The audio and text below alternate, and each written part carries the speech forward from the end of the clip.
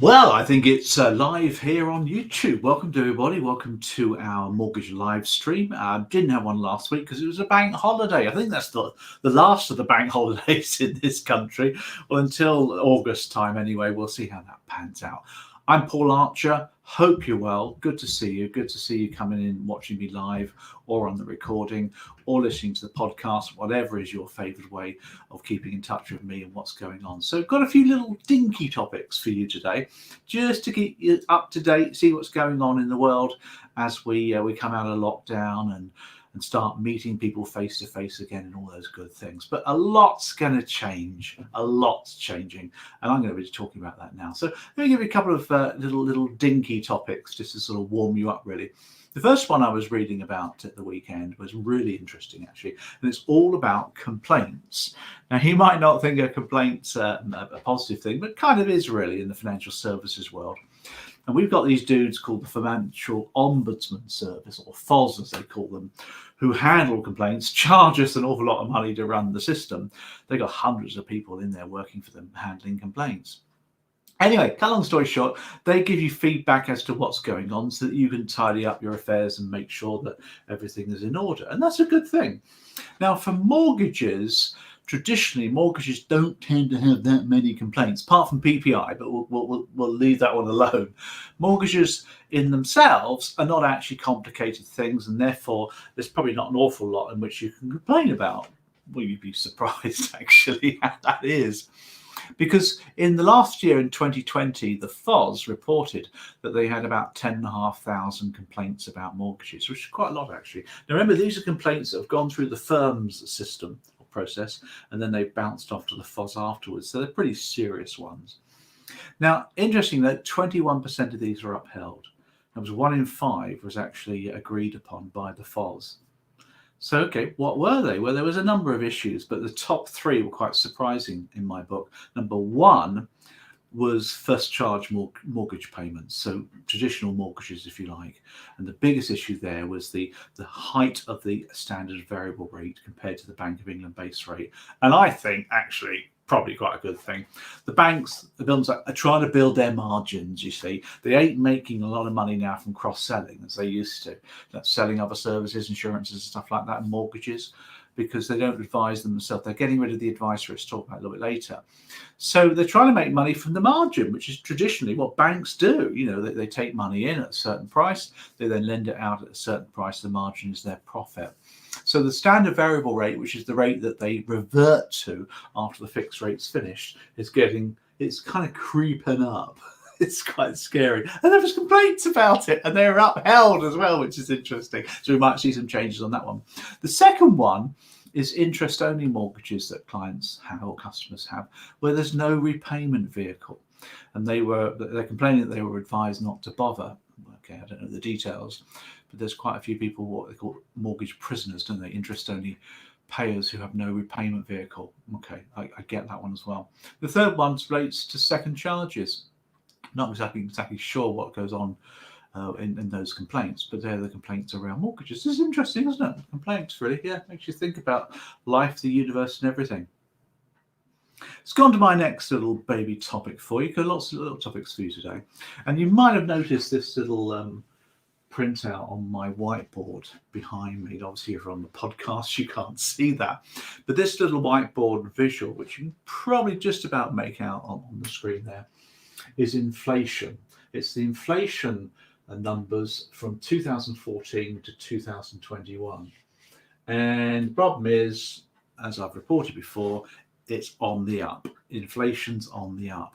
Now, I don't know if you can just make out this graph, but you'll notice back in 2014, it was around the 2% mark. It then plummeted to below 0% during the referendum for Brexit. Then 2017-18 it started to really tickle upwards, and then of course it started to come down, rocketed right down during the pandemic. Inflation kept at 0% pretty much. This, by the way, is CPI. But in the last couple of months, it's started to trickle upwards, and that's a little bit worrying. And those of you in the business need to know about this. Really, you're not mathematicians. You're not economists. You can't foresee things. You're not Gypsy Rosie Lee with the old bull that can see the future. None of that at all. but you have to have an idea of what factors are causing issues around inflation. First of all, it's climbing around the world. It's not just in the UK. In Germany, it's up by 2.4%. In the US, it's up by 4.2%. And in the UK, it's up by 1.5%, as you can see here from that graph. So it's happening across the world. We've all got 2% targets. It's what banks around the world have given us. So what's caused it then? What's caused it this time? Well, there's a number of issues. There's the main issue around supply or supply side. With anything, of course, prices are determined by demand and supply, aren't they? If you increase supply of an item, then the price comes down. If you decrease supply and demand stays high, then prices go up. It's like anything, house prices, everything works that way. And inflation, of course, is based upon prices of products and services going up or going down. So we've got a supply side problem at the moment, which you can see, can't you? And we went for a meal on Sunday to a lovely little restaurant near here for a Sunday lunch. It was okay. It was mostly delivered by Break Brothers rather than the restaurant. And we had 4 of us. We had dinner or lunch, I should say. Came to over £100. A lot of money, that. Well, we paid it because you have to. Obviously, it's illegal not to. But, that's a supply side problem because the supply is limited. You can't have so many tables anymore. Not so many restaurants are opening up, etc. So supply is limited. Demand is really high because everyone's got plenty of money. So supply is being restricted, demand's high, prices go up. And that's what's happening there. The other issues, of course, you've got the Suez Canal blockage is stopping a lot of stuff coming over from the Far East. Garden furniture, apparently, you can't get any garden furniture at the moment. The prices are really high. IT supplies, so chips and things. I got a new computer early this year, and then the graphics card, which is made in Taiwan and places, or chips are, they're having supply problems. They're not bringing enough stuff across, so which is causing the issue. You could look at fuel as the same issue as well. It's transportation around the world. It's not as smooth as it was. But I heard this lovely little analogy or metaphor, which I really liked, actually. I liked it. Which was a tomato sauce bottle. Now, if any of you have ever had tomato sauce in a glass bottle, not the squeezy ones, in the glass bottle, great big bottles, aren't they, with tomato sauce in them? And tomato sauce is very gloopy. It's very thick. And if you turn the bottle to pour it, it doesn't pour out. It's not like a beer, pour out. It stays still. So what you have to do, bang it on the back of the bottle and keep shaking it, keep banging it, and eventually it starts to come through. Now that's the problem. At the moment, the tomato sauce is we're banging it to try and get the tomato sauce, and it's not coming out. That's supply in the world. There's loads of bottlenecks. There's lockdowns in the Far East that they didn't have before, which is causing problems. There's all sorts of factory closures, etc. There's lots of bottlenecks. They're not coming out. But very soon, they reckon if you keep banging on the bottle, the tomato sauce falls out and then it globs out onto your plate. And you often get too much on your plate, don't you, if you ever tried the tomato sauce trick.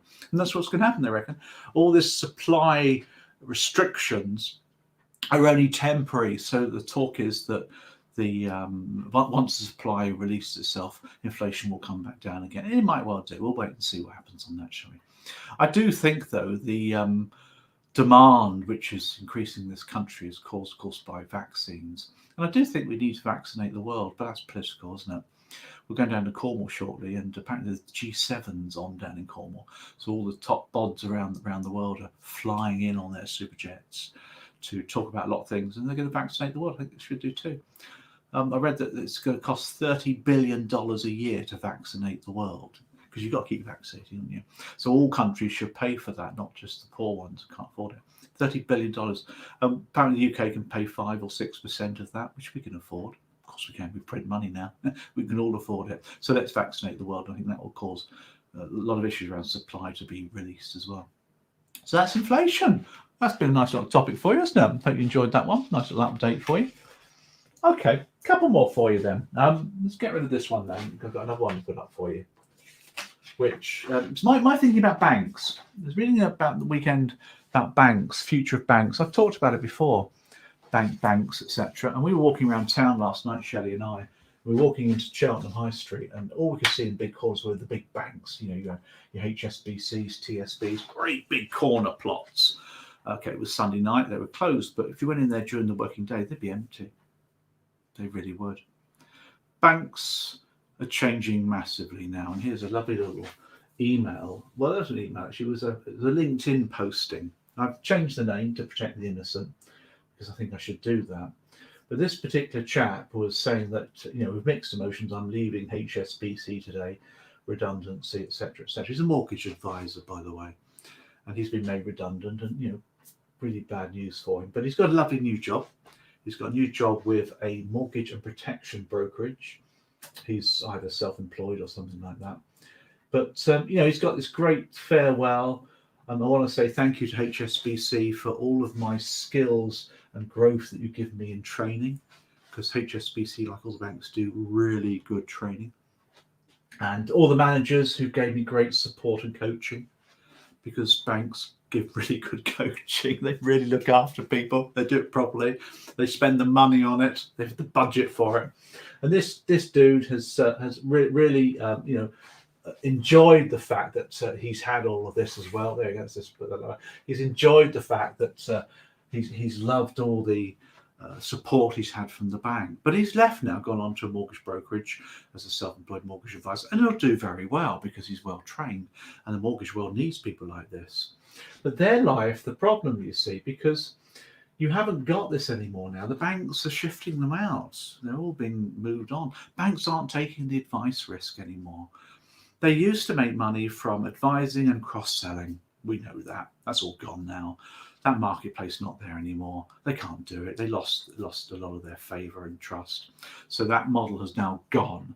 So they're concentrating now on the traditional model, which is making a margin from lending and bringing in retail deposits, wholesale money, and lending it out, making a margin, making a profit. That's where they're going in the future. So cross-selling's out. What's the next steps then for the banks? Well, it's all about that margin. And what they're doing now, and I read another article about staff numbers. There's a bank in the US who are recruiting, obviously, because that's all they do. And about 25% of the people they take on now are tech people, coders, IT specialists. They're not bankers or economists. They're tech people, coders, specialists. They understand coding. They are very high in demand people, very highly paid. Of course they are. And about a quarter of staff coming into banks now are those dudes. And that's telling you that they're investing in tech. And they are. They're investing in tech, artificial intelligence, all sorts of things going on there with technology, because they want to lend money, personal lending, mortgage lending, second charge lending, whatever the lending is, business lending, with tech, with little people involved. So the costs are really small, and they're pumping a lot of money into that. And that's the future of the banks. That's what will happen. They'll close all the branches, and they've been doing it during the pandemic quite quickly now. Whilst it's all been hidden, they've been closing a few more, and they will carry on closing branches because they don't need a branch anymore. People don't need a bank branch. Consumers don't need a bank branch. Okay, some do, I get all that, but most people, moving as time moves on, will be quite happy dealing with tech, and that's where they're going. So prop fees are great at the moment. They're using you as independent intermediaries at the moment. In the future, will they? I don't know if they will. They might do, they might not, who knows. If you don't need to, they won't, because they have to pay you big prop fees. They can do it themselves and earn a profit from it. The advice and not to pay any BDM costs and that kind of stuff. And they will, because that's how they're going to make their profits moving forward.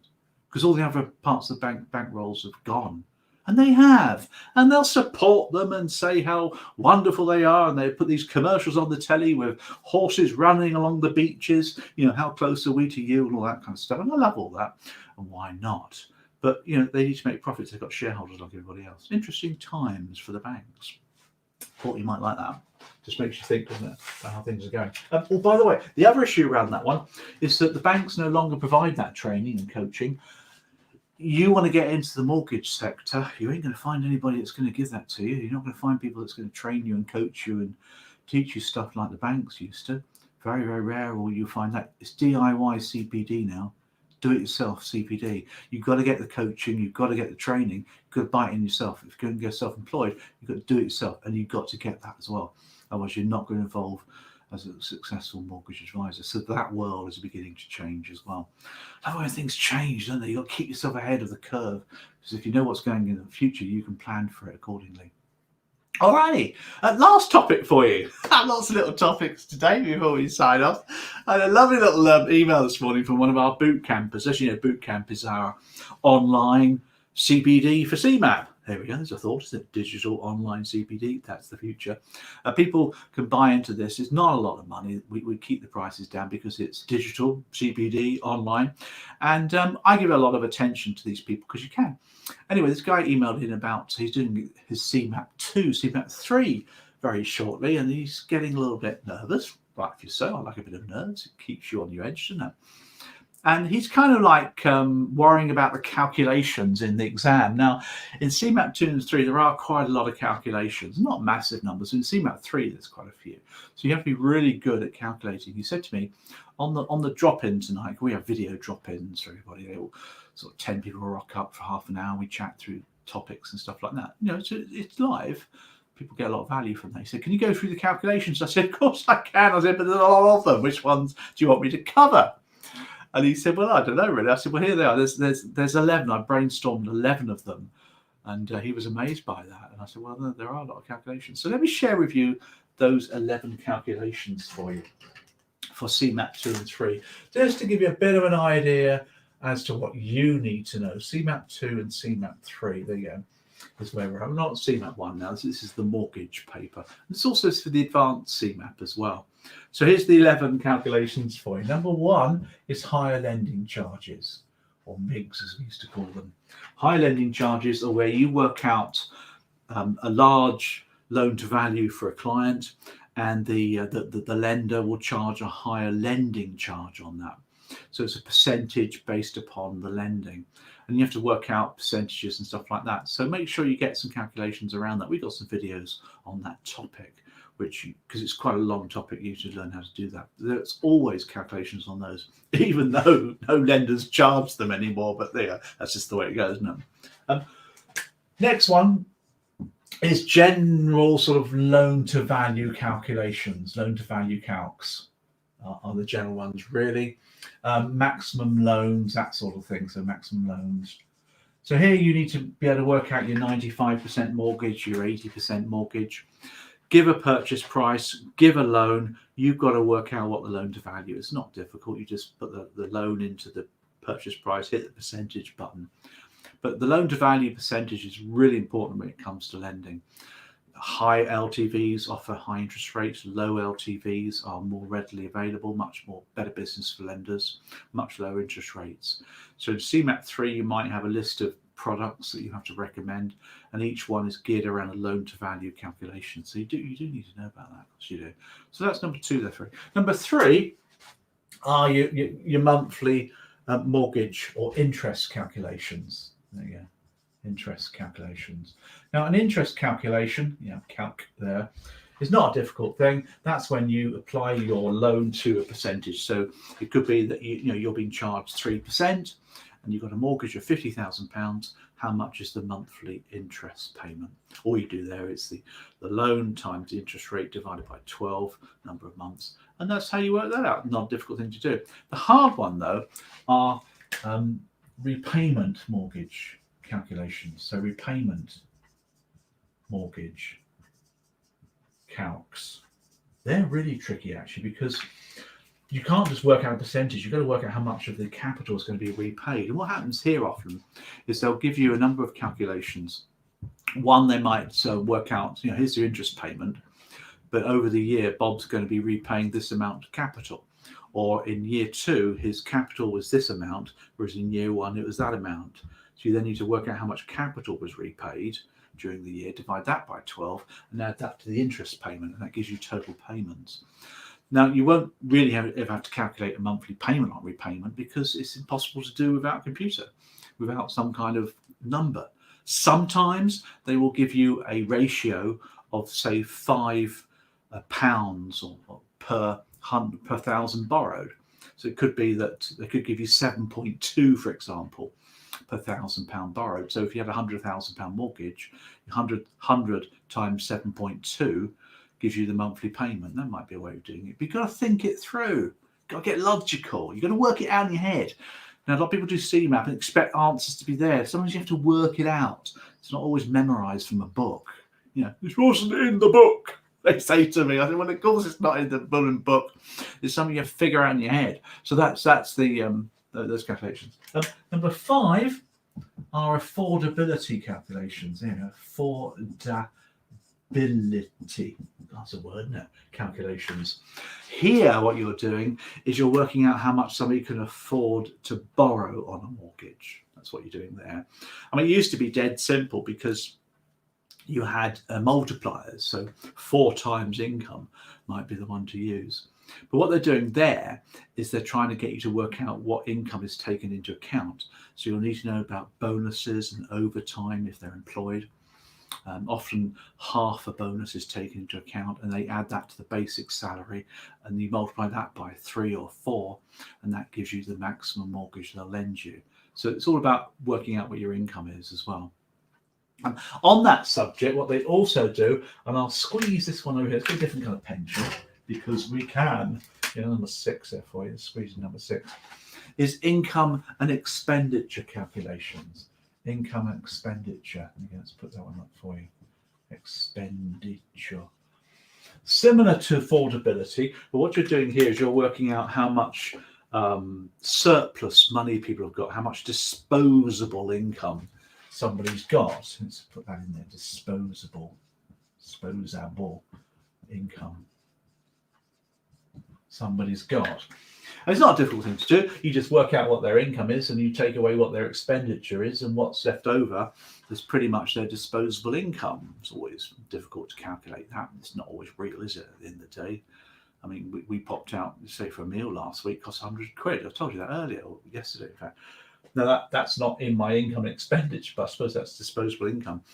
What they do then, all your income, so salary, self-employed, bonuses, net profits, whatever it is, less your expenditure, they might give you example expenditure. In the exam, they'll give you compulsory expenditure, in other words, mandatory expenditure, discretionary expenditure. They might give you a couple of figures around that. Obviously, mandatory expenditure you've got to take off, haven't you, like other loans and stuff. Discretionary expenditure are things that you could stop, and it may not give you your disposable income. Now, when they get to disposable income, what they often do, they say, look, the lender is going to give you a percentage of that disposable income. For example, 80% of your disposable income, they will allow the monthly mortgage payment to work out the maximum loan. So, for example, if your disposable income is £1,000, be nice, wouldn't it? 80% of that is £800. So £800 a month is the most mortgage they will lend you. So they work it out. And that's often stressed as well. So they'll do a stress test on that one, say it's 6%. So let's go through that again. So if your disposable income is £1,000 a month after all these deductions, the lender will take 80% of that, 800 quid.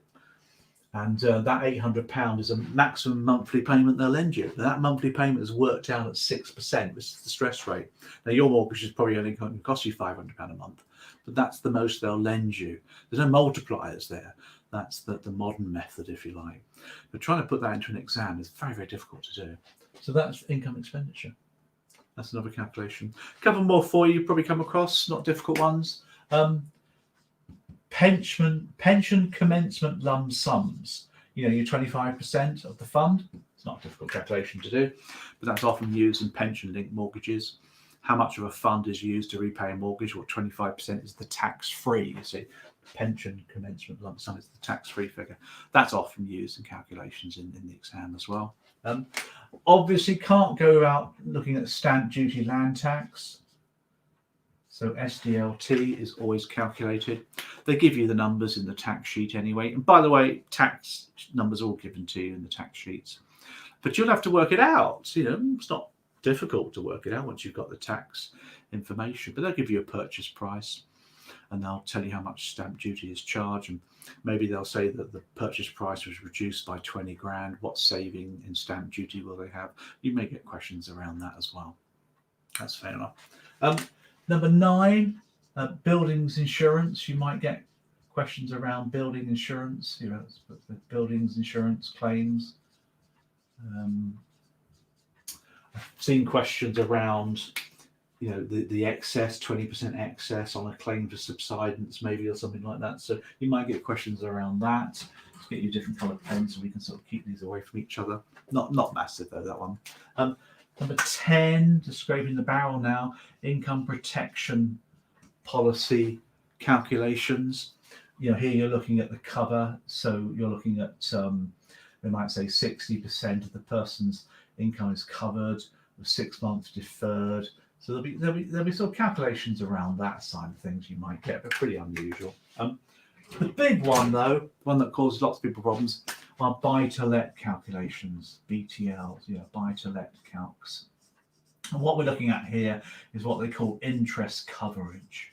Where you have 125% or 145% coverage. And what you have to do there, of course, is work out for a given rent how much mortgage can be secured on that property. There are ratios you've got to use. We did a video on this actually recently. You might want to have a look at that one. It's on the bootcamp as well. Might have put it on YouTube, which gives you calculations for buy-to-lets. That's creeped in too. So as you can see, I've got quite a few on here. I've got 11 different calculations that you need to be comfortable with and how they all work. Your best bet is to have a look at some Cemap 3 specimen papers to work out calculations and things. We'll have a look at some specimen papers to sort of find how they work, or dive into the textbook. They'll have example calculations on there for you, or our bootcamp's got videos which take you through them. So that's just a nice little update for you. My mate who emailed me, he can actually watch this video. Hi, my friend, I won't tell you who it is. Thank you for that subject, being allowed me to talk it through with you. Okay, so that pretty much wraps up our live stream. We've gone on for quite a long time this afternoon, haven't we? So I hope you enjoyed that. And what's going on? Well, the new bootcamp starts today. We're extending it to Saturday as well. So what we call the summer number 1 cohort. We've got about 25 people or so joining that cohort. So starting officially Saturday, we're going to give you sort of a 3 or 4 month sort of motivation to get the exams done. Lots of online support and extra help and facilities, access to the bootcamp for a year, so loads and loads of resources. We're adding videos every day, podcasts all the time. What else we've got? We've got our life assurance. If you're doing Cert Pro, lovely name that was, or the RO5, we're doing a podcast on Saturday mornings on the topics, because the protection exams are getting really important now for advisors, because you've got to do them. If you're going to give advice on protection, you've got to increase your knowledge. That's key. Cemap didn't cover enough, but they're changing it. The good guys down there at the IBF are changing it in August. They're beefing up Cemap 2 massively to include a load of protection stuff. So we're kind of producing loads of materials during the next couple of months. So we do a podcast live on Saturday morning. You can join that if you're on our member database. Just go to our website, www.archertraining.com. And we'll get you on the website, or we'll get you on the database. That's free. People attend that live. We have 20 people on Saturday morning, which is really good. Enjoyed that. We're talking through the topics, you see. Just podcast. It's as simple as that.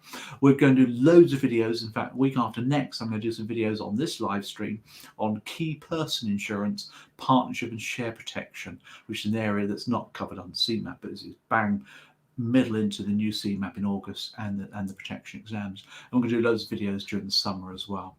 So yeah, busy times. Off on my Holly Bobs shortly down to Cornwall. Can't wait. Haven't been away on holiday for like so long. 9 months, 10 months. I think it's a really busy lockdown. A lot of people haven't, I know that, but we've been really busy, which is great. Other than that, I'll let's press the button over there. Hold on.